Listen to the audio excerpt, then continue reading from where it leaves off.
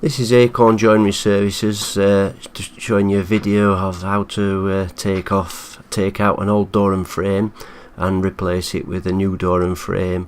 The first part is just taking the paint out of the screws using an old screwdriver and a hammer, and then using an impact driver to drive the old screws out.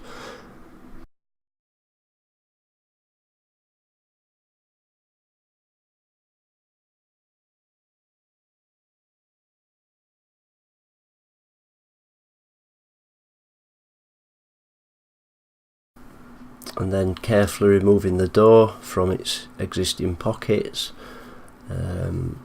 Now using a hammer and a hand tool to clear the old silicone and sealant round the edge of the door frame, taking the head of the door off before cutting the door frame away using a multi-tool. This is a Fame multi-tool, there are others on the market. We're using a decent blade for this part because we know that it's mainly wood, and then we use an older blade to cut away where the plaster and brickwork is. We cut a V shape into the door frame, about 3/4 of the length height from the top, and then we clear the plaster away from the inside using an old blade in the Fame tool, cutting up both sides before commencing to take the frame out.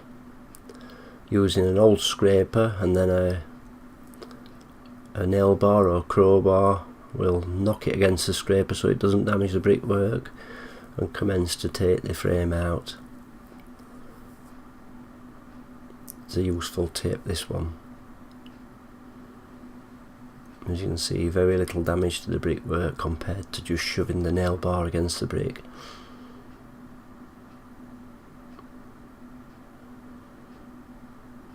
A longer nail bar will give you more leverage to get the frame out as well.